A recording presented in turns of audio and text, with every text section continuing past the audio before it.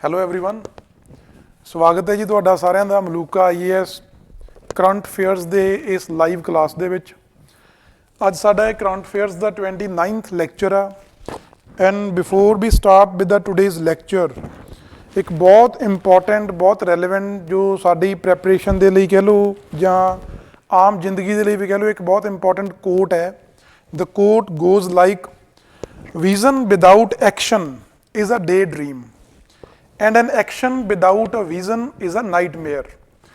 मतलब जे ਅਸੀਂ ਕੋਈ ਟਾਰਗੇਟ ਰੱਖਿਆ ਜਾਂ ਕਹਿ ਲਓ ਕੋਈ ਸਾਡਾ ਨਿਸ਼ਾਨਾ ਜਿੱਥੇ ਅਸੀਂ ਪਹੁੰਚਣਾ, ਸਾਡਾ ਕੋਈ ਵਿਜ਼ਨ ਆ, ਉਹਨੂੰ ਅਚੀਵ ਕਰਨ ਦੇ ਲਈ ਅਸੀਂ ਕੋਈ ਐਕਸ਼ਨ ਨਹੀਂ ਕਰ ਰਹੇ ਤਾਂ ਉਹ ਸਿਰਫ ਸਾਡਾ ਇੱਕ ਦਿਨੇ ਦੇਖਿਆ ਹੋਇਆ ਸੁਪਨਾ ਹੈ।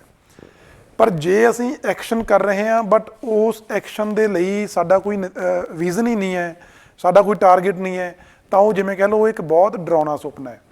ਸੋ ਮਤਲਬ ਇਹ ਹੈ ਕਿ ਸਾਨੂੰ ਜਦੋਂ ਸਾਡਾ ਕੋਈ ਟਾਰਗੇਟ ਅਸੀਂ ਮਿਥ ਲੈਂਦੇ ਹਾਂ, ਕੋਈ ਵਿਜ਼ਨ ਅਸੀਂ ਡਿਸਾਈਡ ਕਰ ਲੈਂਦੇ ਹਾਂ, ਤਾਂ ਉਹਦੇ ਤੱਕ ਪਹੁੰਚਣ ਲਈ ਸਾਨੂੰ ਐਕਸ਼ਨ ਵੀ ਕਰਨਾ ਪੈਣਾ। ਅਤੇ ਦੋਨੋਂ ਐਕਸ਼ਨ ਐਂਡ ਵਿਜ਼ਨ ਇਹ ਦੋਨੋਂ ਇੱਕ ਦੂਸਰੇ ਨੂੰ ਕੰਪਲੀਮੈਂਟ ਕਰਦੇ ਨੇ। ਇਹ ਇੱਕ ਦੂਸਰੇ ਤੋਂ ਕਹਿ ਲਓ ਵੀ ਇੰਡੀਪੈਂਡੈਂਟਲੀ ਜੇ ਇਹਨਾਂ ਨੂੰ ਆਪਾਂ ਇੰਪਲੀਮੈਂਟ ਕਰਾਂਗੇ ਤਾਂ ਉਹਦਾ ਰਿਜ਼ਲਟ ਸਾਨੂੰ ਨਹੀਂ ਮਿਲਦਾ। ਸੋ ਜਿਵੇਂ ਤੁਸੀਂ ਸਾਰੇ ਹੁਣ UPSC ਜਾਂ ਸਟੇਟ PCS ਦੀ ਤਿਆਰੀ ਕਰ ਰਹੇ ਹੋ, ਤੁਹਾਡਾ ਇੱਕ ਵਿਜ਼ਨ, ਤੁਹਾਡਾ ਟਾਰਗੇਟ ਤੁਸੀਂ ਸੈੱਟ ਕਰ ਰੱਖਿਆ, ਬਟ ਉਹਦੇ ਲਈ ਤੁਹਾਨੂੰ ਰੈਗੂਲਰਲੀ ਨਿਰੰਤਰ ਬੇਸਿਸ ਤੇ ਐਕਸ਼ਨ ਕਰਨੇ ਪੈਣੇ ਨੇ। ਤੁਹਾਨੂੰ ਆਪਣਾ ਕਰਮ ਕਰਨਾ ਪੈਣਾ। ਕਰਮ ਕੀ ਹੈ? ਪੜ੍ਹਨਾ।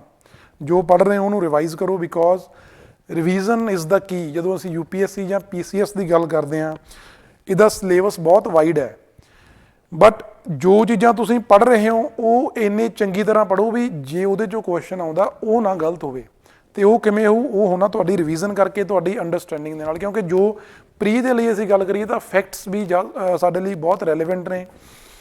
ਬਹੁਤ ਕੁਝ ਹੋ ਰਿਹਾ ਕਰੰਟ ਅਫੇਅਰਸ ਦੇ ਵਿੱਚ ਜੋ ਸਾਨੂੰ ਯਾਦ ਰੱਖਣ ਦੇ ਲਈ ਉਹਨਾਂ ਦੀ ਵਾਰ-ਵਾਰ ਰਿਵੀਜ਼ਨਾਂ ਕਰਨੀਆਂ ਪੈਣੀਆਂ, ਰਿਵੀਜ਼ਨਸ ਕਰਨੀਆਂ ਪੈਣੀਆਂ।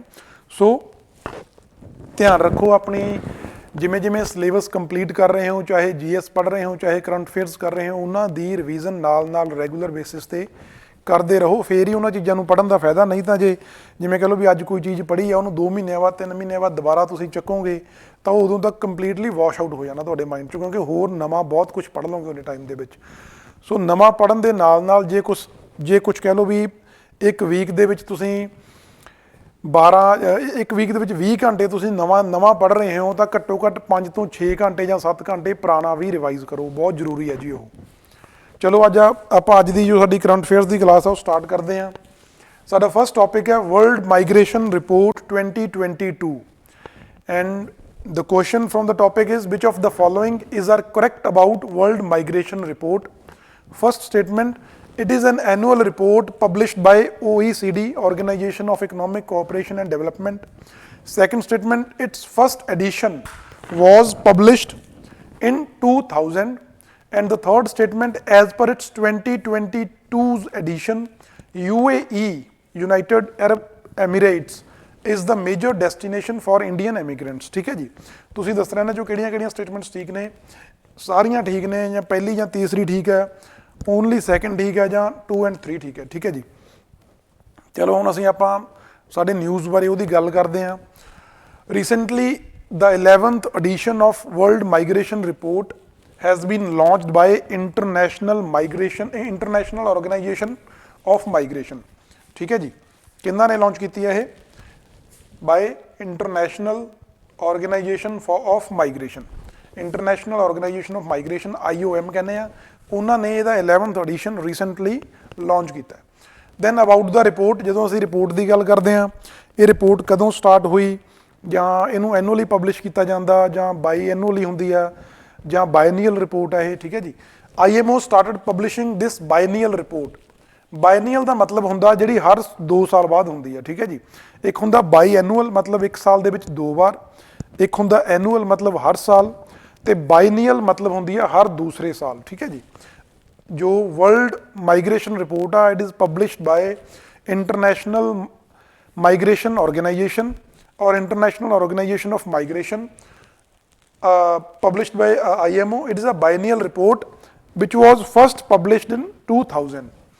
ਦੈਨ ਜਦੋਂ ਆਪਾਂ ਮੇਜਰ ਫਾਈਂਡਿੰਗਸ ਦੀ ਗੱਲ ਕਰਦੇ ਹਾਂ, ਜੋ 2022 ਵਾਲਾ ਐਡੀਸ਼ਨ ਆ, ਉਹਦੇ 'ਚ ਕੀ ਕੁਛ ਸਾਨੂੰ ਪਤਾ ਲੱਗਿਆ।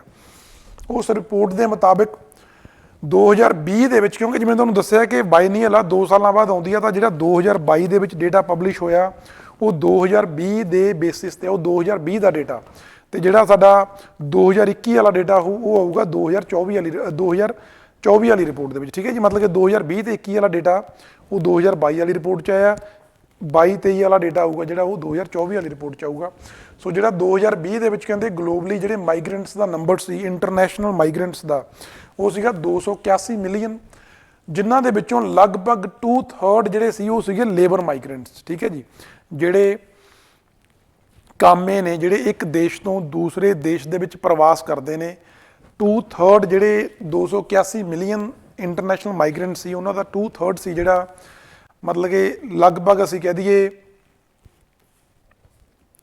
60% ਦੇ ਨੇੜੇ ਤੇੜੇ ਉਹ ਆਪਣੇ ਕੋਲੇ ਲੇਬਰ ਮਾਈਗ੍ਰੈਂਟ ਸੀ। ਠੀਕ ਹੈ ਜੀ, then around 40% of these migrants are from South Asia. Very important, ਜਦੋਂ ਅਸੀਂ ਗੱਲ ਕਰਦੇ ਹਾਂ ਸਾਊਥ ਏਸ਼ੀਆ ਦੀ, ਇੰਡੀਆ ਵੀ ਸਾਊਥ ਏਸ਼ੀਆ ਦਾ ਪਾਰਟ ਆ, ਤਾਂ ਇਹ ਟੋਟਲ ਮਾਈਗ੍ਰੈਂਟਸ ਦਾ ਜਿਹੜਾ 40% ਆ ਉਹ ਸਾਊਥ ਏਸ਼ੀਆ ਦੇ ਵਿੱਚੋਂ ਸੀਗੇ। ਠੀਕ ਹੈ ਜੀ, ਮਾਈਗ੍ਰੈਂਟਸ ਉਹ। Then South Asia, next important finding is South Asia Gulf migratory corridor. ਮਤਲਬ ਜਿਹੜੇ ਲੋਕ ਸਾਊਥ ਏਸ਼ੀਆ ਤੋਂ ਗਲਫ ਕੰਟਰੀਜ਼ ਦੇ ਵਿੱਚ ਜਾਂਦੇ ਨੇ, ਉਹਨਾਂ ਦਾ ਜੋ ਮਾਈਗ੍ਰੇਸ਼ਨ ਆ, ਉਹਨਾਂ ਦਾ ਜਿਹੜਾ ਮਾਈਗ੍ਰੇਸ਼ਨ ਦਾ ਕੋਰੀਡੋਰ, ਉਹਨੂੰ ਕਹਿੰਦੇ ਆ south Asia Gulf migratory corridor is the world's largest migrant corridor. ਜੇ ਵਰਲਡ ਦੇ ਲਾਰਜੈਸਟ ਮਾਈਗ੍ਰੈਂਟ ਕੋਰੀਡੋਰਸ ਦੀ ਗੱਲ ਕਰਦੇ ਆ, ਮਤਲਬ ਕਿਹੜੇ ਇਲਾਕਿਆਂ ਦੇ ਵਿੱਚ ਸਭ ਤੋਂ ਜ਼ਿਆਦਾ ਲੋਕ ਮਾਈਗ੍ਰੇਟ ਕਰਦੇ ਨੇ, ਉਹ ਹੈ ਜੀ south Asia to gulf region ਔਰ ਦਾ ਗਲਫ ਕੰਟਰੀਜ਼। ਫਿਰ ਆਪਾਂ ਗੱਲ ਕਰ ਦਈਏ ਕੰਟਰੀ ਟੂ ਕੰਟਰੀ ਮਾਈਗ੍ਰੇਸ਼ਨ, ਜੋ ਇੱਕ ਦੇਸ਼ ਤੋਂ ਦੂਸਰੇ ਦੇਸ਼ ਦੇ ਵਿੱਚ ਮਾਈਗ੍ਰੇਸ਼ਨ ਹੋ ਰਹੀ ਆ, ਜਦੋਂ ਆਪਾਂ ਉਹਦੀ ਗੱਲ ਕਰਦੇ ਹਾਂ, ਉਹਦੇ 'ਚ ਸਭ ਤੋਂ ਜ਼ਿਆਦਾ ਨੰਬਰ ਆਉਂਦਾ ਜੀ ਮੈਕਸੀਕੋ ਤੋਂ, ਜਿਹੜੇ USA ਲੋਕ ਜਾ ਰਹੇ ਨੇ, ਮੈਕਸੀਕੋ ਤੋਂ USA 'ਚ ਜਾਂਦੇ ਨੇ, ਸਭ ਤੋਂ ਜ਼ਿਆਦਾ ਉਹ ਨੇ।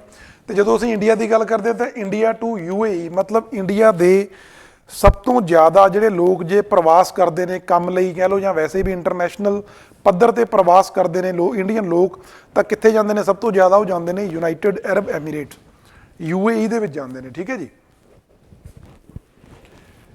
ਦੈਨ ਫਿਰ ਅਸੀਂ ਗੱਲ ਕਰਦੇ ਹਾਂ major ਡੈਸਟੀਨੇਸ਼ਨਸ and origins of migrants, ਮਤਲਬ ਸਭ ਤੋਂ ਜ਼ਿਆਦਾ ਲੋਕ ਕਿਸ ਕੰਟਰੀ 'ਚੋਂ ਜਾਂਦੇ ਨੇ ਤੇ ਸਭ ਤੋਂ ਜ਼ਿਆਦਾ ਜਾਂਦੇ ਕਿੱਥੇ ਨੇ, ਉਹਨਾਂ ਦੀ ਡੈਸਟੀਨੇਸ਼ਨ ਕਿੱਥੇ ਹੈ, ਕਿੱਥੇ ਉਹਨਾਂ ਨੇ ਪਹੁੰਚਣਾ, ਉਹਨਾਂ ਦੀ ਮੰਜ਼ਿਲ ਕੀ ਆ। ਸਭ ਤੋਂ ਜ਼ਿਆਦਾ ਜਿਹੜੇ ਲੋਕ ਨੇ ਡੈਸਟੀਨੇਸ਼ਨ ਆ ਜੀ USA, ਮਤਲਬ ਜੇ ਵਰਲਡ ਦੇ ਵਿੱਚੋਂ ਕਿਸੇ ਵੀ ਕੰਟਰੀ ਦੇ ਵਿੱਚੋਂ ਜਿਹੜੇ ਲੋਕ ਪ੍ਰਵਾਸ ਕਰ ਰਹੇ ਨੇ, ਤਾਂ ਉਹਨਾਂ ਦਾ ਓਵਰਆਲ ਆਪਾਂ ਨੰਬਰ ਦੇਖੀਏ ਤਾਂ ਕੁੱਲ ਮਿਲਾ ਕੇ ਸਭ ਤੋਂ ਜ਼ਿਆਦਾ ਲੋਕ USA 'ਚ ਜਾਂਦੇ ਨੇ। ਠੀਕ ਹੈ, ਅਮਰੀਕਾ ਦੇ ਵਿੱਚ। ਸੈਕਿੰਡ ਨੰਬਰ ਤੇ ਜਰਮਨੀ ਹੈ। ਤੇ ਸਭ ਤੋਂ ਜ਼ਿਆਦਾ ਜਾਂਦੇ ਕਿੱਥੋਂ ਨੇ, ਉਹਨਾਂ ਦਾ ਮਤਲਬ ਕਿ ਓਰੀਜਨ ਕਿੱਥੋਂ ਦਾ, ਕਿੱਥੋਂ ਲੋਕ ਤੁਰਦੇ ਨੇ, ਜਿਹੜੇ ਉਹ ਪ੍ਰਵਾਸੀ ਲੋਕ ਨੇ, ਉਹ ਕਿੱਥੋਂ, ਉਹਨਾਂ ਦਾ ਓਰੀਜਨ ਕਿੱਥੋਂ ਆ, ਉਹ ਸਭ ਤੋਂ ਜ਼ਿਆਦਾ ਹੈ ਜੀ ਇੰਡੀਆ ਦੇ ਵਿੱਚੋਂ। ਮਤਲਬ ਕਿ ਜਦੋਂ ਅਸੀਂ ਇੰਟਰਨੈਸ਼ਨਲ ਲੈਵਲ ਤੇ ਮਾਈਗ੍ਰੈਂਟਸ ਦੀ ਗੱਲ ਕਰਦੇ ਹਾਂ, ਤਾਂ ਸਭ ਤੋਂ ਜ਼ਿਆਦਾ ਜਿਹੜੇ ਮਾਈਗ੍ਰੈਂਟਸ ਨੇ ਉਹ ਇੰਡੀਅਨ ਨੇ, ਤੇ ਸਭ ਤੋਂ ਜ਼ਿਆਦਾ ਮਾਈਗ੍ਰੈਂਟਸ ਜੇ ਕਿਸੇ ਕੰਟਰੀ 'ਚ ਜਾਂਦੇ ਨੇ, ਉਹ ਜਾਂਦੇ ਨੇ USA ਦੇ ਵਿੱਚ। ਠੀਕ ਹੈ ਜੀ, ਦੈਨ ਇਸ ਰਿਪੋਰਟ ਦੇ ਮੁਤਾਬਕ number of air passengers globally has declined by 60% to 1.8 billion. ਜਦੋਂ ਅਸੀਂ 2020 ਦੀ ਗੱਲ ਕਰਦੇ ਹਾਂ, ਤਾਂ ਜਿਹੜੇ 에ਅਰ ਪੈਸੇਂਜਰਸ ਨੇ, ਜਿਨ੍ਹਾਂ ਨੇ 에ਅਰ ਦੇ ਥਰੂ ਟਰੈਵਲ ਕੀਤਾ, ਉਹਨਾਂ ਦਾ ਨੰਬਰ ਆ ਜਿਹੜਾ 60% ਰਿਡਿਊਸ ਹੋਇਆ 2020 ਦੇ ਵਿੱਚ। ਉਹਦਾ ਕਾਰਨ ਕੀ ਹੈ? ਉਹਦਾ ਕਾਰਨ ਸੀ ਕੋਵਿਡ ਲਾਕਡਾਊਨ। ਕੋਵਿਡ ਲਾਕਡਾਊਨਸ ਕਰਕੇ ਕਾਫੀ ਲੰਮਾ ਟਾਈਮ 에ਅਰਲਾਈਨਸ ਨੇ ਜਿਹੜੀਆਂ ਉਹ ਕਹਿ ਲਓ ਵੀ ਰੁਕੀਆਂ ਰਹੀਆਂ, ਕੋਈ 에ਅਰ ਟਰੈਵਲ ਬਹੁਤ ਘੱਟ ਹੋਇਆ, ਜਿਹਦੇ ਕਰਕੇ 에ਅਰ ਪੈਸੇਂਜਰਸ ਦਾ ਨੰਬਰ ਬਹੁਤ ਘੱਟ ਗਿਆ। ਫਿਰ ਆਪਾਂ ਗੱਲ ਕਰ ਲਈਏ ਇੰਟਰਨੈਸ਼ਨਲ ਆਰਗੇਨਾਈਜੇਸ਼ਨ ਆਫ ਮਾਈਗ੍ਰੇਸ਼ਨ ਆ ਜਿਹੜੀ IOM, ਉਹ ਕਦੋਂ ਇਸਟੈਬਲਿਸ਼ ਕੀਤੀ ਗਈ? It was set up in 1951, 1951 'ਚ ਬਣਾਈ ਗਈ ਜੀ। And it is a leading intergovernmental organisation. Intergovernmental organisation ਹੈ ਇਹ, ਸਰਕਾਰਾਂ ਦੇ ਵਿਚਲੀ ਇੱਕ ਸੰਸਥਾ ਹੈਗੀ, ਜੋ ਸਰਕਾਰਾਂ ਕਹਿ ਲਓ ਵੀ ਜੋ ਵੀ ਵੱਖ-ਵੱਖ ਦੇਸ਼ਾਂ ਦੀਆਂ ਸਰਕਾਰਾਂ ਨੇ, ਉਹਨਾਂ ਦੇ ਵਿੱਚ ਇੱਕ ਰਿਲੇਸ਼ਨ ਬਣਾਉਣ ਦੇ ਲਈ ਕੰਮ ਕਰਦੀ ਹੈ ਇਹ, ਜਾਂ ਉਹਨਾਂ ਦੇ ਵਿੱਚ ਰਹਿ ਕੇ ਕੰਮ ਕਰਦੀ ਹੈ। ਉਹਨਾਂ ਤੋਂ ਡੇਟਾ ਜੋ ਵੀ ਚਾਹੀਦਾ, ਉਹਨਾਂ ਸਰਕਾਰਾਂ ਦੇ ਜੋ ਡੇਟੇ ਹੁੰਦੇ ਨੇ, ਜੋ ਡੇਟਾਜ਼ ਨੇ, ਜੋ ਡੇਟਾ ਸਰਕਾਰਾਂ ਦਾ, ਉਹਨਾਂ ਦੇ ਹਿਸਾਬ ਨਾਲ ਇਹਨਾਂ ਨੇ ਕੰਮ ਕਰਨਾ। ਇੰਟਰ ਗਵਰਨਮੈਂਟਲ ਆਰਗੇਨਾਈਜੇਸ਼ਨ ਆ, working under the mandate of UN।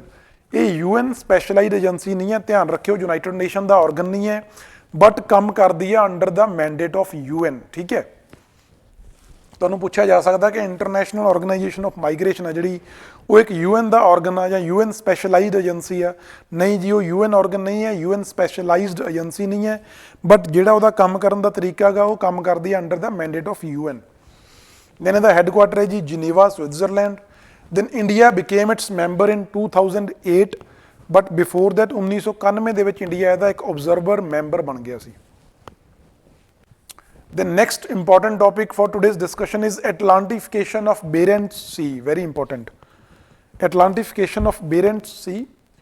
The question is choose incorrect from the following. First statement is Barents Sea is a marginal sea of Atlantic Ocean.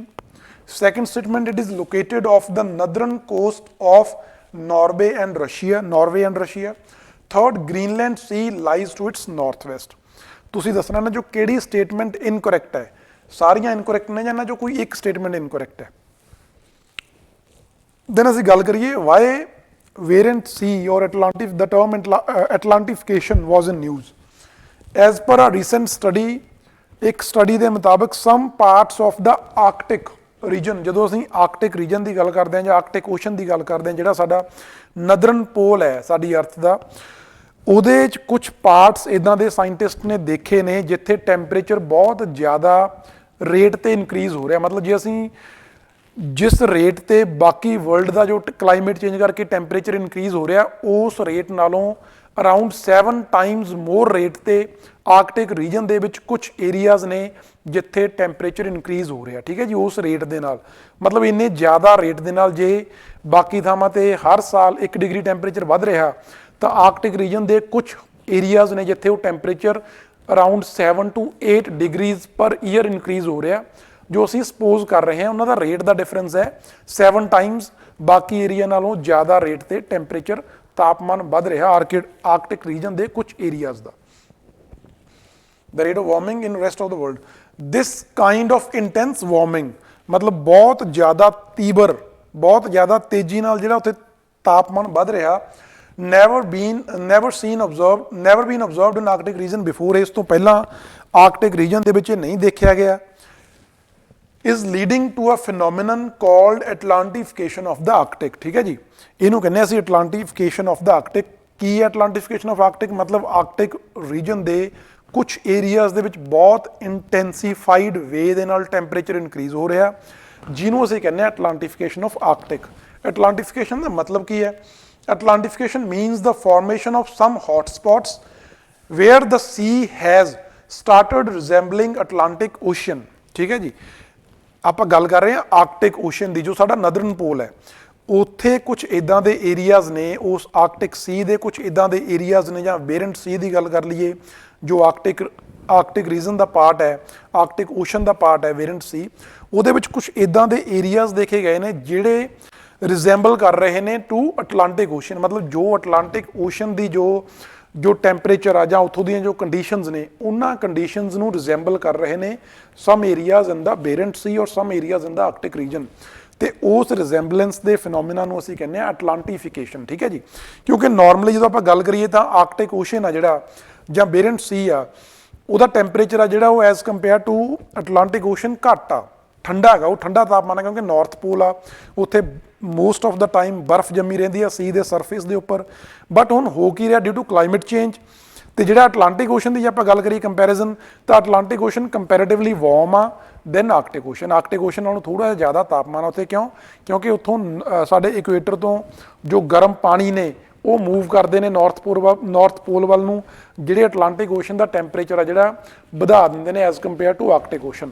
But ਹੁਣ ਕੀ ਹੋਇਆ, ਜਿਵੇਂ ਅਸੀਂ ਕਲਾਈਮੇਟ ਚੇਂਜ ਦੀ ਗੱਲ ਕਰਦੇ ਹਾਂ, due to climate change Arctic ocean ਦੇ ਵਿੱਚ ਜਿਹੜਾ ਸੀ ਕਵਰ ਆ, ਜਿਹੜਾ ਆਈਸ ਕਵਰ ਆ ਸੀ ਸਰਫੇਸ ਦੇ ਉੱਪਰ, ਉਹ ਡਿਕਲਾਈਨ ਹੋ ਰਿਹਾ, ਟੈਂਪਰੇਚਰ ਵੱਧ ਰਿਹਾ, ਜਿਹੜੀ ਬਰਫ਼ ਆ ਉੱਥੇ ਜੰਮੀ ਵੀ ਉਹ ਖੁਰ ਰਹੀ ਹੈ, ਜਿਹਦੇ ਕਰਕੇ ਉੱਥੋਂ ਦਾ ਜਿਹੜਾ ਤਾਪਮਾਨ ਆ ਉਹ ਵੀ ਹੁਣ ਜੋ ਉੱਥੇ ਕਹਿ ਲਓ ਤਾਪਮਾਨ ਰਿਪੋਰਟ ਕੀਤਾ ਜਾਂਦਾ ਸੀ ਉਹਦੇ ਨਾਲੋਂ ਵੱਧ ਰਿਹਾ। ਤੇ ਇਸੇ ਚੀਜ਼ ਨੂੰ, ਤੇ ਉਹ ਜਿਹੜਾ ਵੱਧ ਰਿਹਾ ਉਹ ਬਾਕੀ ਇਲਾਕੇ ਨਾਲੋਂ, ਵਰਲਡ ਦੇ ਬਾਕੀ ਏਰੀਆਜ਼ ਨਾਲੋਂ ਜ਼ਿਆਦਾ ਰੇਟ ਤੇ ਵੱਧ ਰਿਹਾ। ਤੇ ਇਸੇ ਪ੍ਰੋਸੈਸ ਨੂੰ, ਇਸੇ ਫਿਨੋਮੀਨਾ ਨੂੰ ਅਸੀਂ ਕਹਿੰਦੇ ਹਾਂ ਐਟਲਾਂਟੀਫਿਕੇਸ਼ਨ ਆਫ ਆਰਕਟਿਕ ਔਰ ਐਟਲਾਂਟੀਫਿਕੇਸ਼ਨ ਆਫ ਬੇਰੈਂਟ ਸੀ। ਠੀਕ ਹੈ ਜੀ, one of the major reason for this is melting of sea ice due to climate change. मैं तुहानूं दस्सिया कि क्लाइमेट चेंज करके उत्थे जिहड़ी सी आइस आ सी सरफेस के उपर बर्फ जमी हुई है वो मैल्ट हो रही है, जिहदे करके उत्थे तापमान वध रहा ते उहदे करके अटलांटिफिकेशन हो रही है उस इलाके की।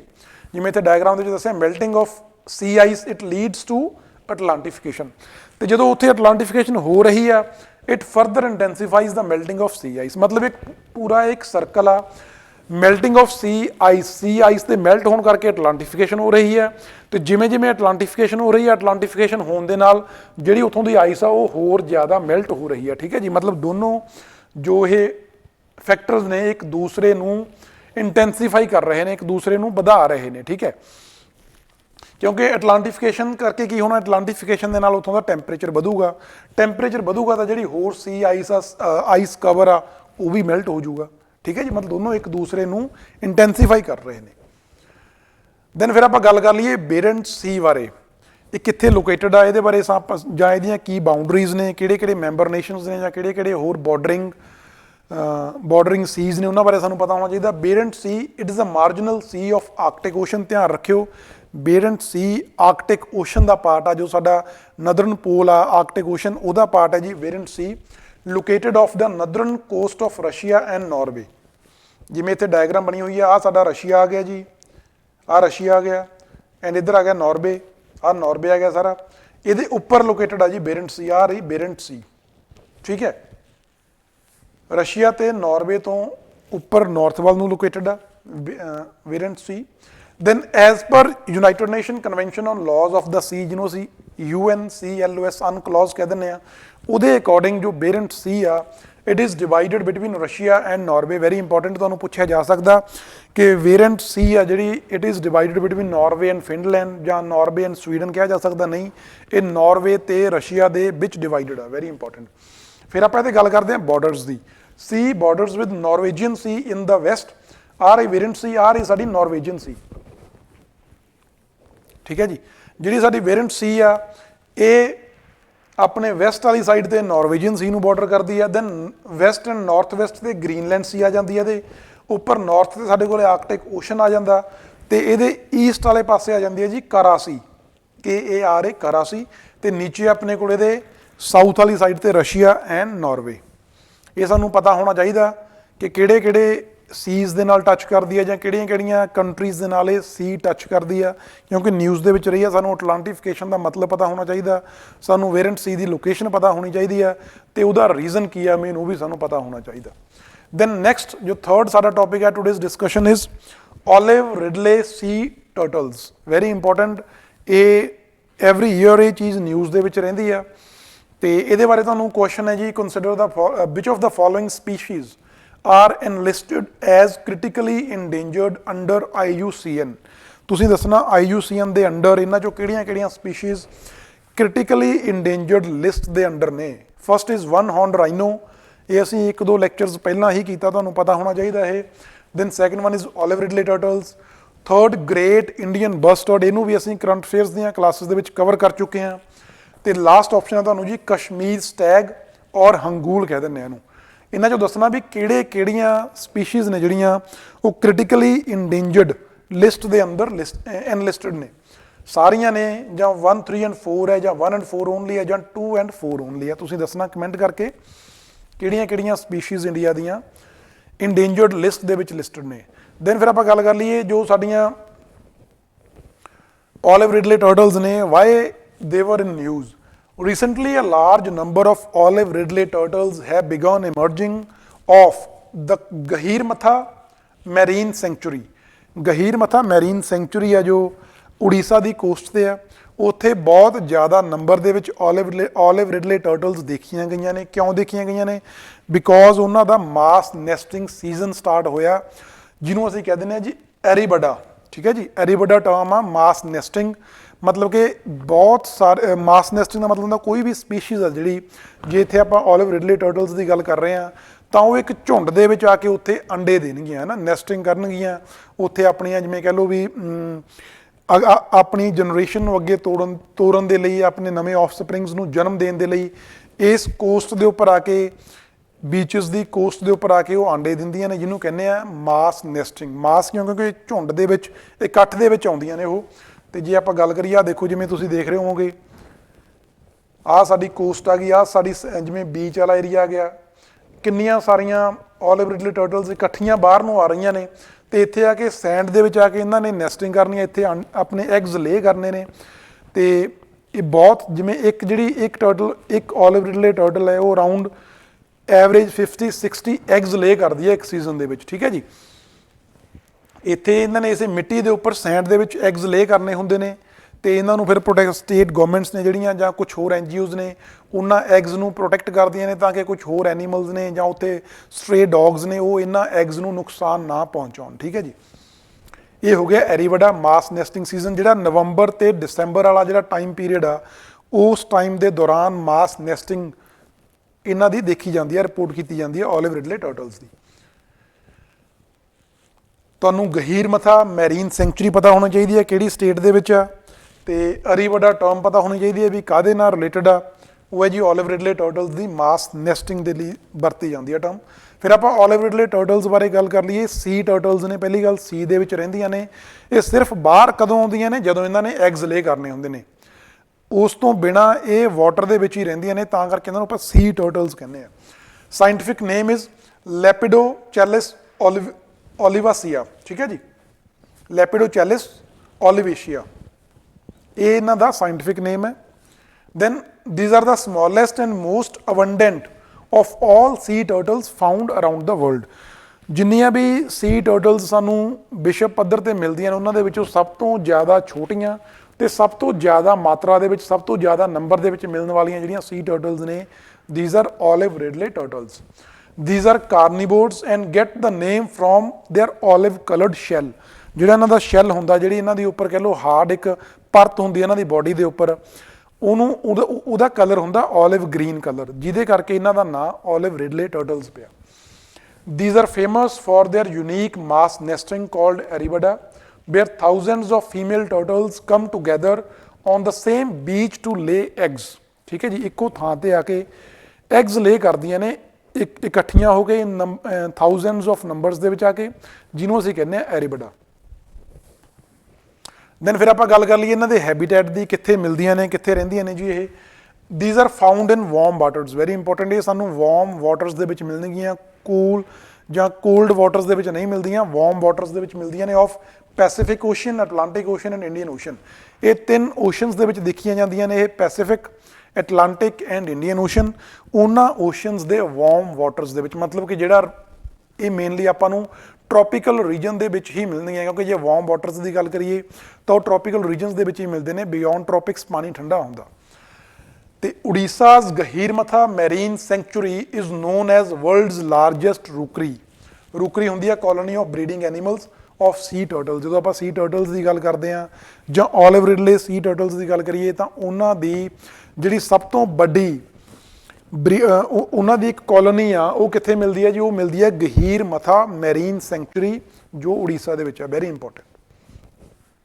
ਫਿਰ ਅਸੀਂ ਗੱਲ ਕਰਦੇ ਇਹਨਾਂ ਦੇ ਪ੍ਰੋਟੈਕਸ਼ਨ ਸਟੇਟਸ ਦੀ, ਕਿ IUCN ਦੇ ਵਿੱਚ ਇਹ ਵਲਨਰੇਬਲ ਨੇ, ਮਤਲਬ ਕਿ ਕ੍ਰਿਟੀਕਲੀ ਇੰਡੇਂਜਰਡ ਨਹੀਂ ਹੈ।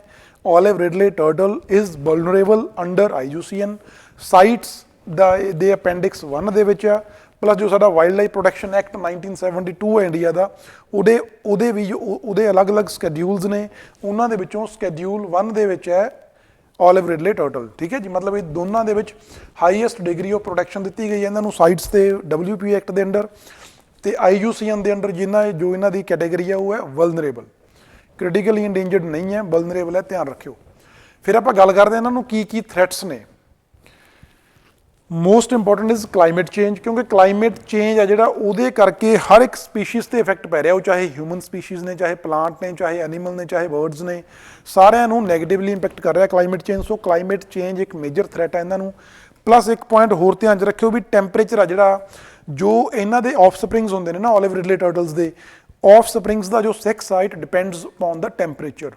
ਮਤਲਬ ਜਿੱਥੇ ਇਹਨਾਂ ਨੇ ਐਗਜ਼ ਲੇ ਕੀਤੇ ਨੇ, ਜੇ ਉਸ ਏਰੀਆ ਦਾ ਟੈਂਪਰੇਚਰ ਜ਼ਿਆਦਾ ਹੈ ਤਾਂ ਫੀਮੇਲ ਆਫ ਸਪਰਿੰਗਸ ਪੈਦਾ ਹੋਣ ਦੀ ਪ੍ਰੋਬੇਬਿਲਿਟੀ ਵੱਧ ਜਾਂਦੀ ਆ। ਸੋ ਜੇ ਟੈਂਪਰੇਚਰ ਜ਼ਿਆਦਾ ਹੋਊ ਤਾਂ ਇਹਨਾਂ ਦੀ ਜਿਹੜੀ ਸੈਕਸ ਰੇਸ਼ੋ ਆ ਉਹਨੂੰ ਵੀ ਟੈਂਪਰੇਚਰ ਇੰਪੇਅਰ ਕਰਦਾ, ਵੈਰੀ ਇੰਪੋਰਟੈਂਟ।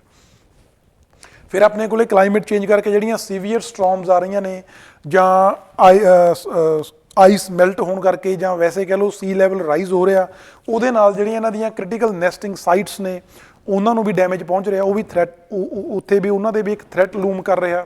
ਸੋ ਇਹਨਾਂ ਦੀ ਐਗਜ਼ਿਸਟੈਂਸ ਨੂੰ ਵੀ ਅਫੈਕਟ ਕਰੂ ਇਹ ਕਲਾਈਮੇਟ ਚੇਂਜ ਹੋ ਗਿਆ। ਦੈਨ ਆਪਾਂ ਗੱਲ ਕਰਦੇ ਹਾਂ ਪੋਲਿਊਸ਼ਨ ਦੀ, ਕਿਉਂਕਿ ਜੋ ਮੈਰੀਨ ਪੋਲਿਊਸ਼ਨ ਆ ਉਹ ਵੀ ਇੱਕ ਬਹੁਤ ਵੱਡਾ ਥ੍ਰੈਟ ਆ ਇਹਨਾਂ ਦੇ ਲਈ, ਜਾਂ ਜੋ ਵੀ ਮੈਰੀਨ ਸਪੀਸ਼ੀਜ਼ ਨੇ ਉਹਨਾਂ ਨੂੰ ਮੈਰੀਨ ਪੋਲਿਊਸ਼ਨ ਬਹੁਤ ਇਫੈਕਟ ਕਰਦਾ।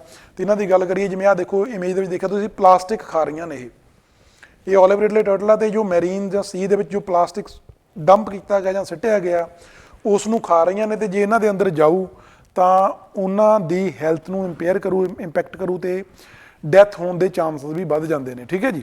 ਸੋ ਉਹਨਾਂ ਦੇ ਜੋ ਐਗਜ਼ਿਸਟੈਂਸ ਆ, ਜੋ ਉਹਨਾਂ ਦਾ ਨੰਬਰ ਆ, ਜੋ ਉਹਨਾਂ ਦੀ ਪੋਪੂਲੇਸ਼ਨ ਆ, ਉਹਨੂੰ ਨੈਗੇਟਿਵਲੀ ਇੰਪੈਕਟ ਕਰ ਰਿਹਾ pollution.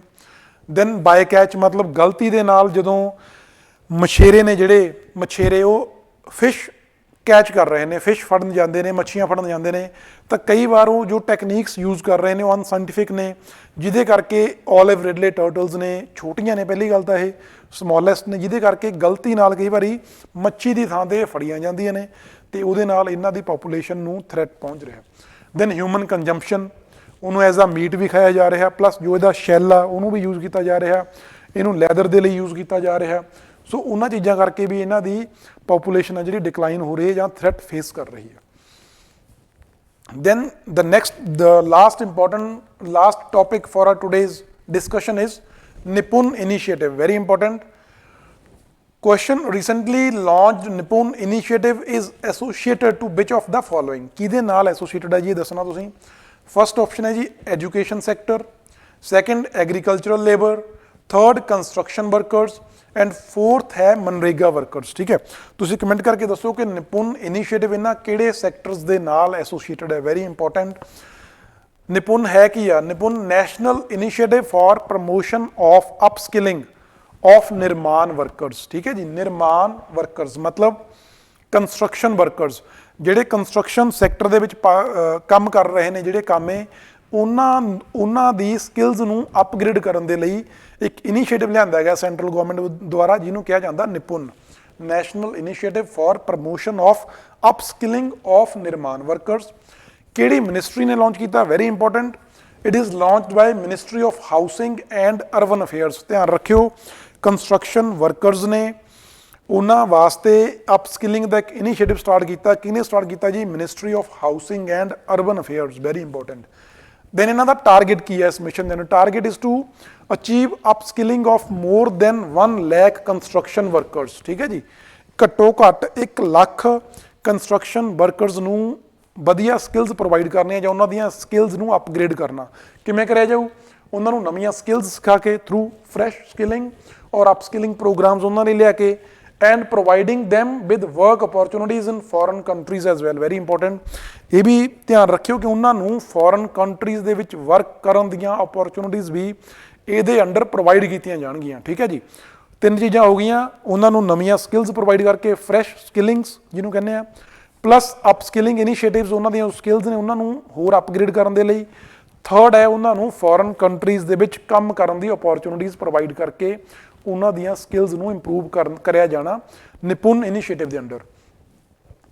Then very important, it will provide trainees with, ਜੋ ਟ੍ਰੇਨੀਜ਼ ਨੇ ਜਿਨ੍ਹਾਂ ਨੂੰ ਇਹਦੇ ਅੰਡਰ ਟ੍ਰੇਨਿੰਗ ਪ੍ਰੋਵਾਈਡ ਕੀਤੀ ਜਾਣੀ ਆ, ਜਿਨ੍ਹਾਂ ਦੀਆਂ ਸਕਿੱਲਸ ਇੰਪਰੂਵ ਅਪਗ੍ਰੇਡ ਕੀਤੀਆਂ ਜਾਣੀਆਂ, ਉਹਨਾਂ ਨੂੰ ਕੌਸ਼ਲ ਬੀਮਾ ਵੀ ਪ੍ਰੋਵਾਈਡ ਕਰੂ। ਇਹ 3 ਸਾਲ ਦਾ ਕੌਸ਼ਲ ਬੀਮਾ ਕੀ ਹੈ ਜੀ? ਉਹ accidental insurance coverage of ₹2 lakh.